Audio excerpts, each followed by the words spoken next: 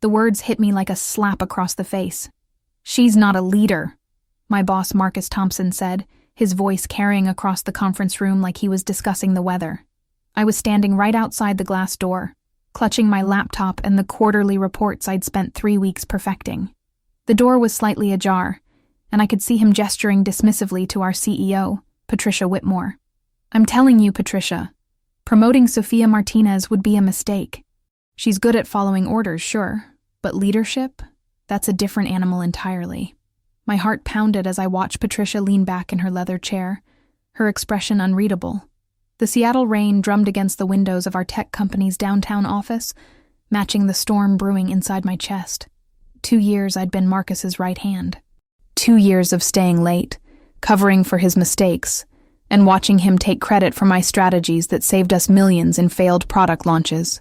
"But her performance metrics are exceptional," Patricia countered, flipping through what looked like my employee file. "The client retention project she led increased our revenue by 30%.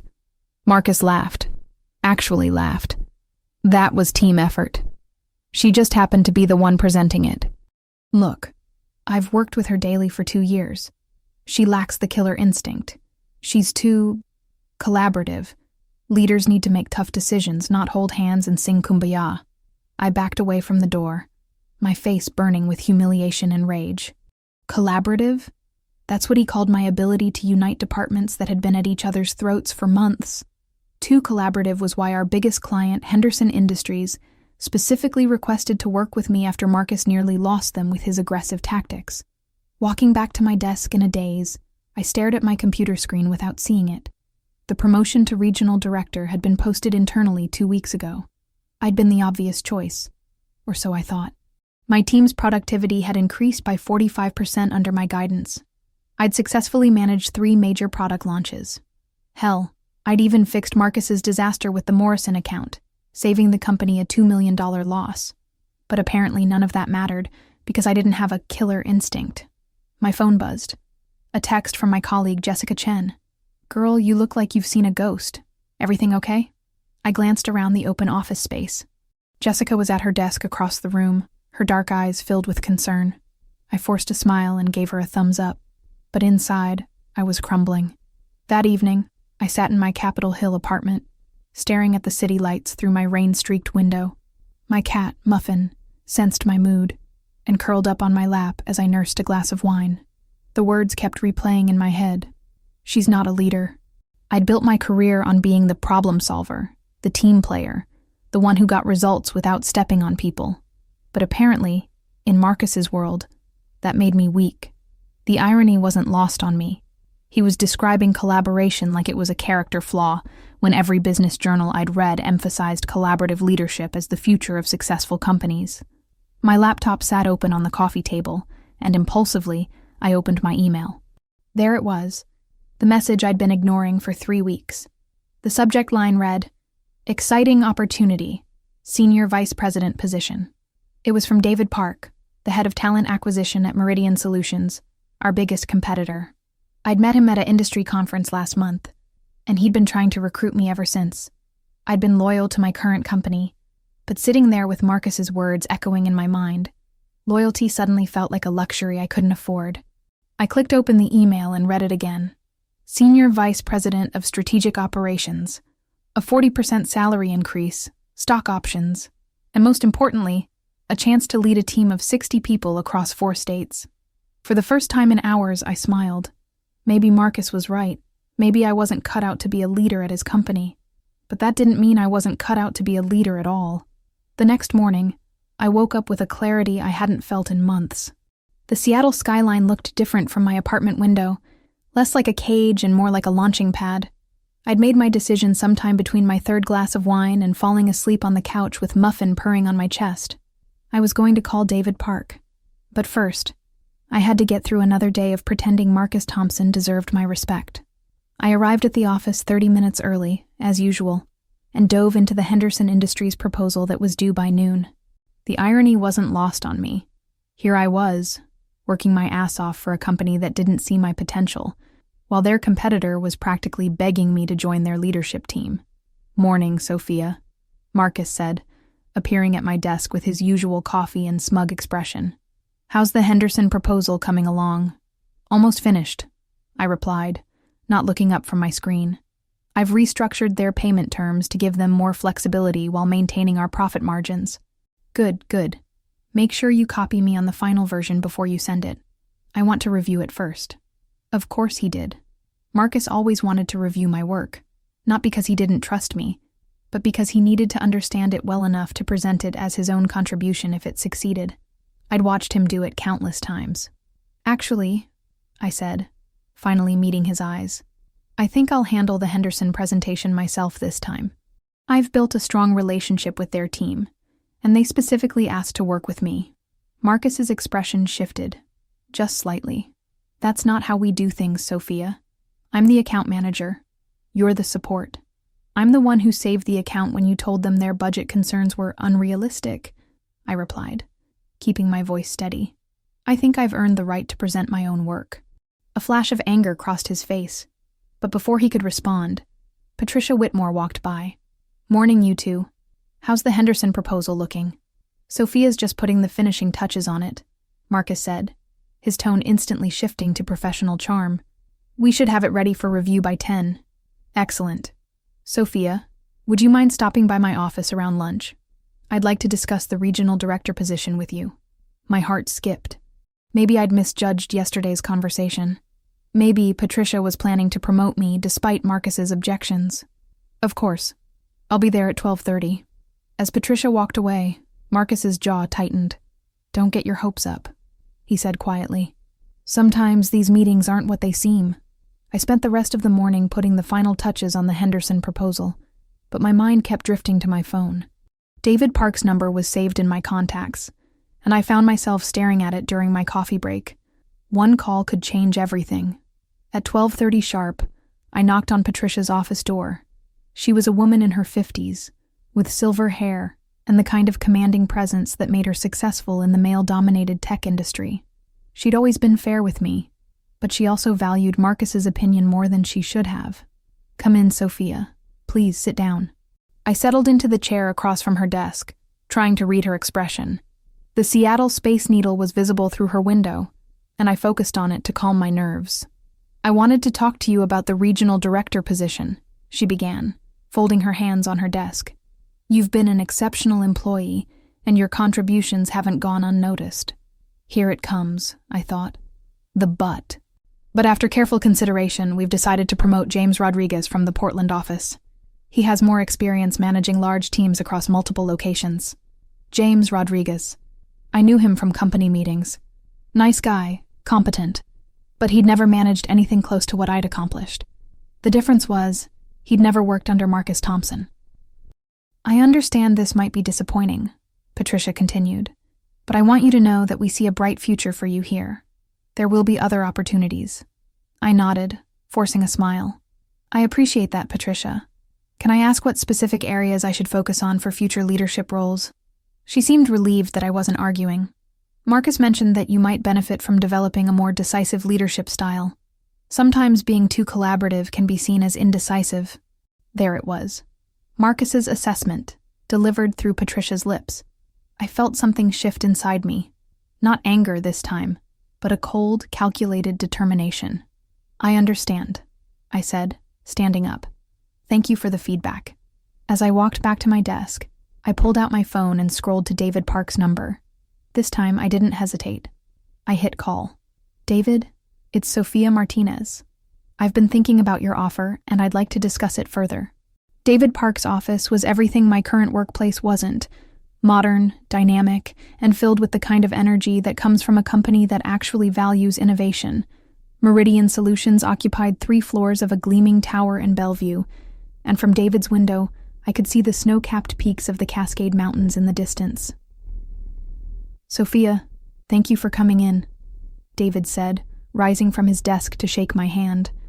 He was younger than I'd expected, maybe early 40s, with an easy smile and the kind of confidence that came from building something successful from the ground up.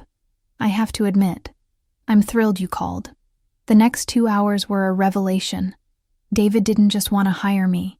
He wanted to build around me. The senior vice president position wasn't just a title, it came with real responsibility, real authority, and real respect for my collaborative leadership style. The way you handled the Morrison account crisis became a case study in our industry, David explained, pulling up a presentation on his tablet. We actually use your approach as an example of how to turn a client disaster into a long-term partnership. That's exactly the kind of leadership we need. I felt something I hadn't experienced in months: professional validation. Here was someone who saw my collaborative approach as a strength, not a weakness. The salary is competitive, David continued, sliding a folder across his desk. But more importantly, you'd be reporting directly to our CEO, Sarah Chen. No intermediaries, no one taking credit for your work. Your team would be your team. Sarah Chen. I'd read about her in Forbes, one of the youngest female CEOs in tech, known for building inclusive, high-performing teams. The contrast with Marcus Thompson couldn't have been starker. I'm interested, I said, trying to keep my voice steady. But I'd want to meet with the team first, understand the company culture. Of course. How about we set up a series of meetings for next week? Nothing formal, just a chance for everyone to get to know each other. I spent the rest of the week in a strange state of suspension. At my current job, I went through the motions, finishing projects, attending meetings, pretending that Marcus's condescending comments didn't bother me. But mentally, I was already gone. I was imagining myself in Sarah Chen's office, discussing strategy with peers who respected my input. The meetings at Meridian went even better than I'd hoped. The team was diverse, talented, and genuinely excited about the work they were doing. Sarah Chen herself was impressive, direct, intelligent, and completely without the ego that seemed to plague so many executives. We believe in empowering our leaders, she told me during our one-on-one meeting. I don't micromanage, and I don't tolerate managers who do. Your results speak for themselves, Sophia. We want to give you the platform to achieve even more. By Friday, I had a formal offer letter in my hands. The salary was 43% higher than my current position, with stock options that could be worth millions if the company continued its growth trajectory. But more than the money, it was the respect that sold me.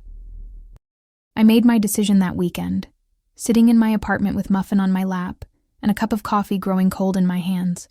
I was going to take the job, but I wasn't just going to quit quietly. I was going to make sure Patricia Whitmore understood exactly what she was losing. Monday morning, I arrived at the office with a plan. I'd crafted my resignation letter over the weekend, but I wanted to have one more conversation with Patricia first. I wanted her to hear, directly from me, why I was leaving.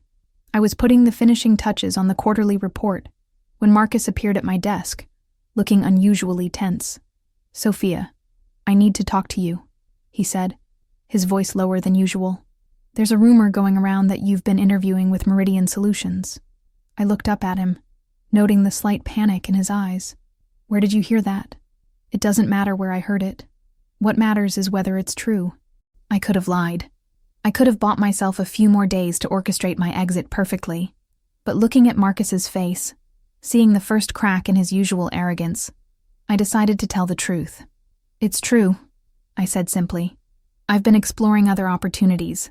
His face went pale. Sophia, you can't be serious. You're talking about our biggest competitor. Do you have any idea what kind of position that puts me in? The same position you put me in when you told Patricia I wasn't leadership material, I replied, saving my work and closing my laptop. Except I'm not going to badmouth you behind your back. I'm going to let my actions speak for themselves. Marcus stared at me for a long moment, and I could see him processing the implications. Without me, he'd have to actually manage the Henderson account himself.